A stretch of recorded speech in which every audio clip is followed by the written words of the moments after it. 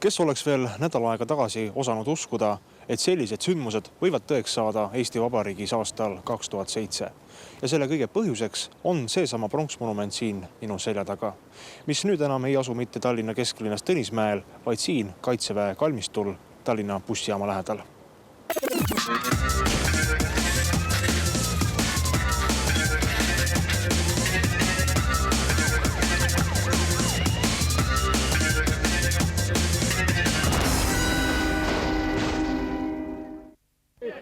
Maailm on kummaline ning tihtipeale juhtub nii, et väikesed asjad kuhjuvad ja kogunevad ja lõpuks on sellest saanud midagi sellist, mis muudab maailma. Või vähemalt avab hulga inimeste silmi selle suhtes, millest on seni mööda vaadatud või mida on ignoreeritud. Sellest, mis juhtus möödunud nädala lõpus Tallinnas, saame põhjapanevaid järeldusi teha tõenäoliselt alles aastate pärast. Ja arvatavasti on seda paljudel ka siis raske uskuda. Tundus ju meie riik juba turvaline, mis turvaline. Igatahes oli möödunud neljapäeva õhtul selge, et midagi on õhus.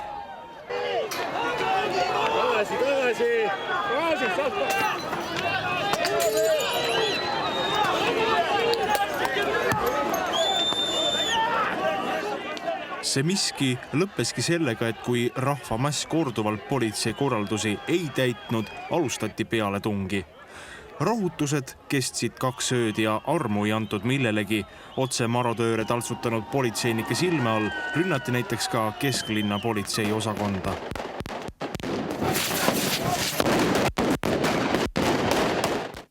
Politseiosakond veel loogiliselt võttes on aru saada, miks seda rünnati, sest politseiahelik sundis neid taganema.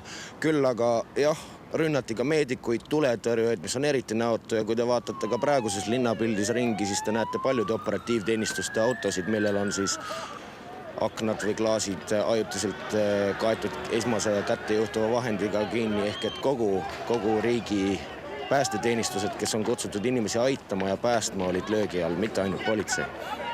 Riigi ja selle inimeste vastu käe tõstnud kurjategijate tabamiseks tegid meie ametivõimud kõik võimalikku ka kõige ärevamatel hetkedel. Siiski on jäänud õhku küsimus, kas oli ehk politseinike linnas liiga vähe ja seda hoolimata mujalt maakondadest saabunud abivägedele. Sellised süüdistused, et lasti märatseda 50 meetrit ahelikust eemal. Kahjuks samasugune 500-meheline rahvahulk oli samal ajal süüdanud Endla tänaval mitmeid kauplusi ja politsei ei saanud oma jõudusid killustada ja 3-4 grupiga mööda linna ringi joosta, sest me oleks oma politseiametnikud samamoodi ohtu seadnud sellega. Selles massikuriteos kinnipeetute arv on muljetavaldavalt suur ja mitte kunagi enne pole meie õiguskaitseorganitel olnud ülesannet tegeleda massirahutuste ajal toime pandud kuritegude uurimisega. Prokuratuuri jaoks teeb massirahutuste uurimise tavapärasest keerukamaks just see, et lühikese ajaga tuleb üle kuulata suur arv inimesi. Sellises masstöös ei tohi aga mingil juhul tekkida ainsatki viga. Me teeme ikkagi endast kõik oleneva, et neid vigu ei juhtuks. Ja kindlasti tuleb märkida, et ega tõendite kogumine ja selline tõendusliku baasi kokkusaamine on ka nende kuritegude puhul samasugune, nagu ta on tavakuritegude puhul. See tähendab, et mitte kedagi ei saadeta kohtu alla ilma tõenditeta, mitte kedagi ei peeta kinni ega vahistata mitte mingitel muudel alustel kui ikkagi ainult seadusest tulenevatel alustel.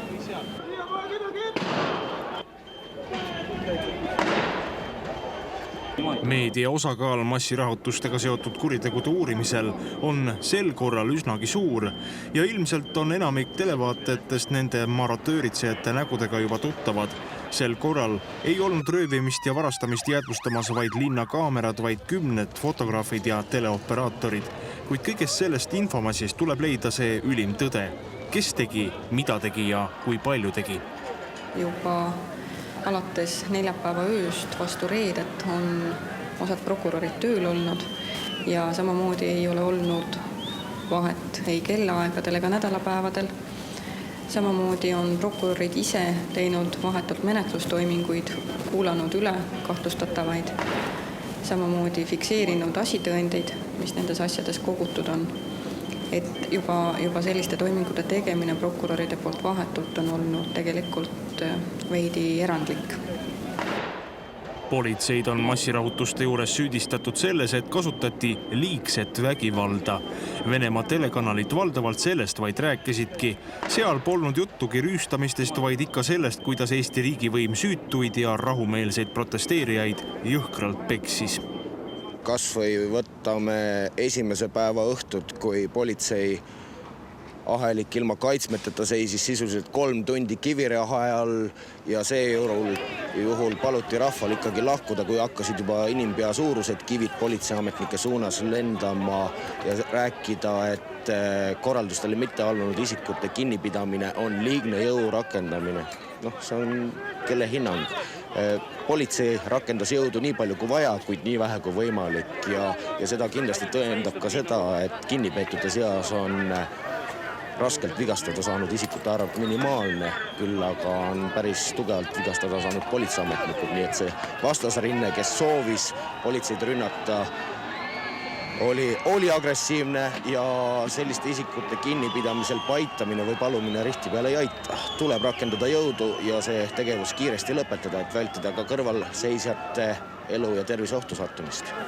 Hetkeseisuga on Põhjaprokuratuuri laekunud konkreetselt üks avaldus politsei väidetava ebaseadusliku tegevuse peale. Selle lahendamiseks on aega 10 päeva ja siis otsustatakse, mis sellest avaldusest saab. Mis puutub üleüldiselt vigastuste temaatikat, siis üldse raskete kehavigastuste osas ei ole alustatud ühtegi kriminaalmenetlust. Üks kriminaalmenetlus on alustatud siis tapmise osas. Rohkem kehavigastustega konkreetselt seotud kriminaalmenetlusi ei ole.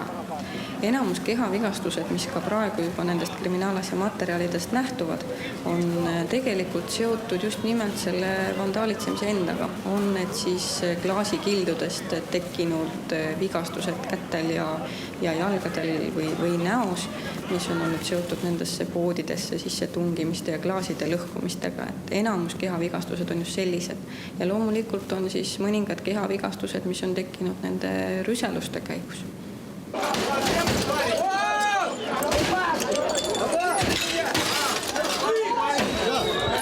Kõige hämmastavam on see, et vastaspoolelt siis kivide loopjateks olid ju ühelt poolt alaealised ja reeglina alkoholijoobes, aga suured täiskasvanud mehed ja kasutati kive siis loopimaks naispolitseinikest moodustatud näiteks inimketti, mis on eriti näotu ja väiklane. Küll tahan oma kolleegidele tänu avaldada ja mu enda kõrval sattus kiviga tabamuse saama 2 Ida prefektuurist päris naiskolleegi, kelle ma palusin siis minna ja näidata ennast meedikutele ette, kuid kes särasilmselt vastasid, et nad jäävad oma kolleegidega lõpuni rivisse ja seda oli hea tunda, südamelt läks soojaks. Need lilled on viidud sellele vaprale Tallinna naispolitseinikule, kes juba esimesel märuliööl oma ametivendadega mässajate armee vastu astus, kuid õnnetul kombel oma jalaluu murdis. Me olin 5 autos ja öeldi, et Balti jaama juures R-kioskit röövitakse . Suundusime sinna ja siis ühed poisid jooksid Snelli hotelli juurde, neile jooksid 2 liiget meie patrullist järgi. Me sõitsime edasi ja vasakut kätt tiigi ääres oli mingi 10 noort inimest, kellel asjad käes. Siis baarimees mul sõitis autoga sinna parki sisse madalama koha pealt. Tulime autost välja, hakkasime järgi jooksma. Ja need isikud, kes seal olid, viskasid need asjad kõik käest maha. Ja suht 2 vist läksid, et osad panid Nunne tänava poole jooksu ja osad panid sinna Raamatukogu poole või siis sinna Kaarli puiestee poole. Marodööride tagaajamise tulemuseks oligi lõpuks murtud jalaluu. Õnneks nad selle peale ei tulnud, et maaslama lööma tulla. Aga seal eemal olid ka teised politseinikud, et mingisugused nendest saadi minu teada ka kätte. Ma ei tea, kui palju, aga kedagi igatahes saadi kätte ka sealt. Kuidas te sealt üldse siis ära haiglasse saite? No alguses ma ei teadnud midagi, ma tundsin ainult kohutavat valu ja siis ma hakkasin karjuma ja siis baarimees ei saanud ka algul aru, et mis mul juhtus . Ja siis ma ei suutnud oma paremat jalga liigutada, et põlvest oli kõver hästi valus. Ja siis ta andis sellest teada juhtimiskeskusele ja siis küsiti, et kas me saame ise minna Kaarli kiriku kõrvale, kus on kiirabi ekipaaž.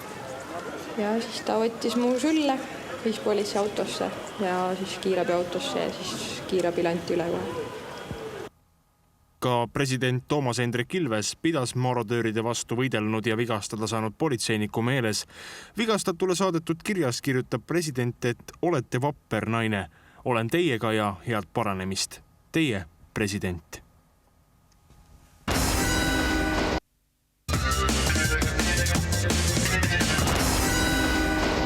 Nüüd oleme liikunud aga pea 200 kilomeetrit lõuna poole, seda siis Tallinnast. Ja asume praegu Tartu vangla juures ja miks me siin oleme, aga just sellepärast, et suur osa nendest inimestest, kes on kinni peetud, asuvad juba siinsamas selles hoones trellide taga. Märuli pärast vahi alla võetute juurest ühist nimetajat otsida on tegelikkuses üsna keeruline. Kindel on vaid see, et kodakondsusest hoolimata suhtlevad nad vangla ametnikega vene keeles. Huvitav on ehk märkida ka seda, et massirahutuste ajal ja järel on muu kuritegevus näiteks Tallinnas tunduvalt alla läinud. Tartu vanglasse on praegu viidud alla 50 märulimehe. Süütuse küsimuse otsustab loomulikult kohus, aga et mis välja paistab, on see, et kusagil pooled neist on varasemalt politsei ja õiguskaitseorganitega kokku puutunud ja seetõttu oskavad ka natuke paremini käituda ja võib-olla ei ole nii šokeeritud kui need, kes varasemalt ei ole õigusrikkumisi toime pannud, ei ole seotud kuritegeliku maailmaga, siis nende jaoks on see vaieldamatult suhteliselt suur šokk ja nad eristuvad ainult selle poolest, et nad on tavapärasest vahistatust oluliselt rahulikumad ja oluliselt vaiksemad. No eks seda rahvast oli väga kirjut ja seinast seina, aga kinnipeetute seas on ka kesklinna politseile väga ammuseid tuttavaid korduvalt taskuvargust, muude autodesse sissemurdmiste eest karistatud inimesi, tänaval röövimisi toime pannud isikuid, et see seltskond oli ka mõnes mõttes kriminaalne ja kindlasti kurjategijatel oli selles rahvamäsus väga hea võimalus ära kasutada seda võimalust ja just suunata oma tegevust siis vara omastamisele. No millal hakkab nendeni jõudma see reaalsus, millise supi sisse nad tegelikult on sattunud või on see neile juba nüüdseks, kui nad siin viibivad, kohale jõudnud? Praegu nende välimise käitumise järgi otsustades on see hakkab juba kohale jõudma. Arvatavasti, kui nad on arvutanud ära, kui pikalt võib neid vahi all pidada, ehk siis oktoobri lõpuni, siis ilmselt need reaalsed kuupäevad, need reaalsed tingimused, et see on ilmselt juba praegu kohale jõudnud. Lähtutakse ikkagi igast konkreetsest isikust ja iga konkreetse isiku konkreetsest teost. See tähendab seda, et kellelegi ei laiene paragrahv iseenesest. Ikkagi tõendatakse ära, mida konkreetne isik on toime pannud ja sellest tulenevalt antakse ka see hinnang. Kindlasti karistuse mõistmisel arvestatakse sellega ka, et kui aktiivne ta oli, milline oli tema täpne roll, milline oli tema osa seal ühe või teise konkreetse episoodi puhul selle kahju tekitamise juures. Aga ikkagi see kriminaalõiguslik lähenemine saab olema igale ühele individuaalne. Jutule saime ka mässu pärast vanglamüüride vahel oleva Jevgeniga. Kuna ta pole aga süüdi mõistetud, siis tema nägu me täna ei näita. Elan Tom Kuningal. Tahaksin minna koju, kel oli peale tööd, nagu ma iga päev lähen. Seal oli miiting ja ma sattusin sinna, politsei lasin mind koju juurde, ütleti mine ringiga. Lõpuks mul tuli nii suur ring teha, et ma kella 11 kõndisin ja sattusin lihtsalt, kaupa tuli, võtti peale ja sai niimoodi, seal oli siuksed, беспорядки в городе, и очень получилось все так, что я здесь. Jevgeni on üks nende seast, kes on eelnevalt kohtulikult karistatud ja seetõttu võeti ta pooleks aastaks vahi alla. Ta arvas sellest, et mina võin jälle välja tulla ja jälle minna määritsema või niimoodi. Kui ma seletasin, et mul on laps kodus, naine kodus, ma pean tööl käima ja mul on liising peal, ma pean maksma korteriüüri, mul reedel pidi palgapäev olema, aga nüüd ma ei tea sellest mitte midagi, ma ei tea, kas mu naine üldse teab, kus ma olen ma elus või kuidas see on, aga politseinikust võib ka aru saada, et nad niimoodi nendel lopiti kividega, aga ikka, nad ei saa ju võtta niimoodi, et ma elan seal, nad lasavad mind mööda. See on muidugi kui niuke olukord, aga tahaks ikka kiiremini välja siit saada. Kas juhtub tihti, et kinnipeetavad hakkavad mürgeldama ja tuleb siia kartserisse tuua või on see pigem selline erandjuhus juba? Noh, ütleme nii, et kartserid on ikka kogu aeg on kasutuses. Sõltuvalt erinevatel aegadel on muidugi erinevalt seda olnud, aga päris nii ei ole veel kordagi olnud, et kõik kartserid oleks täiesti täis olnud, et mingi väikene varu on ikka olemas. Nendest mürgeldajatest, kes Tallinnast ära toodi, ei ole keegi kartseris? Need mürgeldajad, nagu te neid nimetasite, on hetkel küll väga vaiksed ja väga rahulikud ja ma ei usu ka, et nende puhul võiks sellist ohtu olla, et nad rikuvad mingit sisekorda. Aga mis saab siis ikkagi nendest kümnetest ja kümnetest kannatanutest? Miljoneid kroone kahju on ju sündinud. Prokuratuur lubab igatahes, et kahjude sissenõudmist jälgitakse täie põhjalikkusega. Me peame ka lähtuma ja tegelikult suuresti ennekõike lähtuma kannatanute huvidest. Ka seega ei ole prokuratuuri eesmärk ainult nende isikute kohtu ette saatmine ja igal juhul süüdimõistmine, vaid ka kannatanute huvide kaitsmise siinkohal ja see, et kannatanutele tekitatud kahju saaks võimalikult kiirel ja efektiivsel moel hüvitatud. Oli nendel päevadel, mis oli, kuid selge on see, et rahvas on tegelikkuses politsei poolt ja seda näitab kas või see, et kutse asuda abipolitseinikuks leidis suurt vastukaja.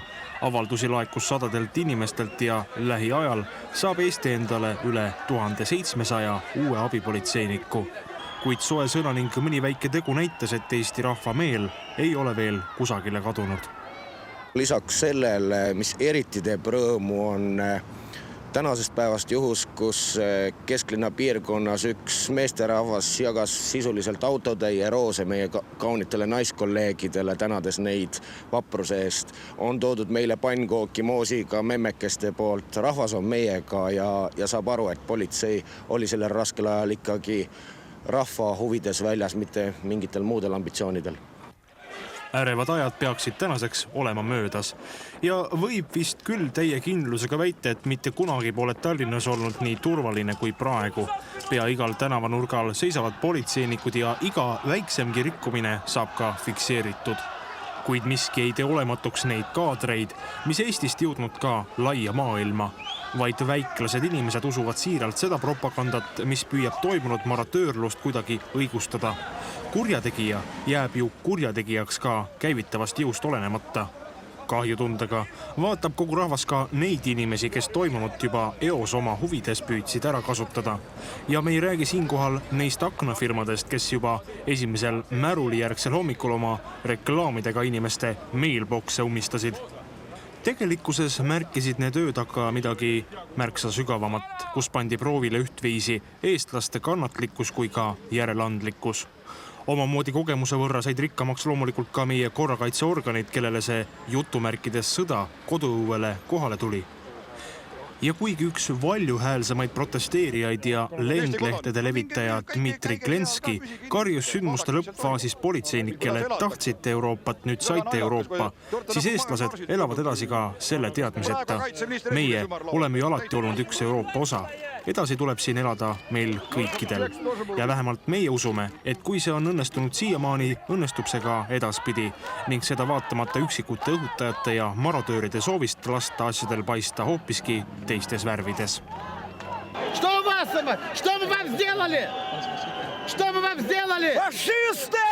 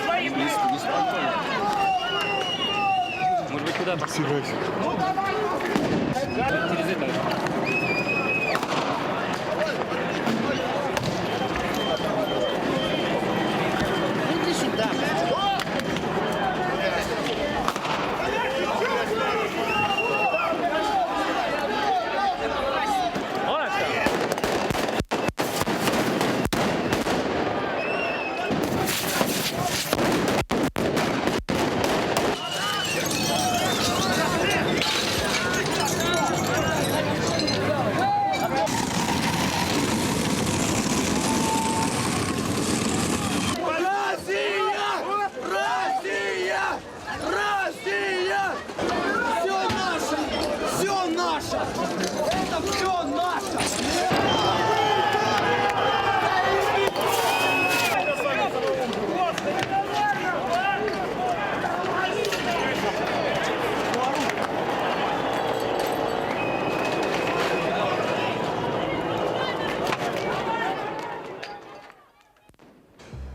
Igatahes, head televaatajad, oli mis oli, elu Eesti Vabariigis läheb edasi. Ja olenemata sellest, mida siin selja taga Tõnismäel edaspidi tehakse, ka meie saated lähevad edasi. Andke teada kõigest huvitavast, mis teile silma hakkab. Meie vihjetelefon on 50345, emaili aadress on imre@krimi.ee ja võite sündmusi vaadata ka portaalist krimi.ee. Meie teiega kohtume taas juba järgmisel nädalal. Turvalist nädalat teile!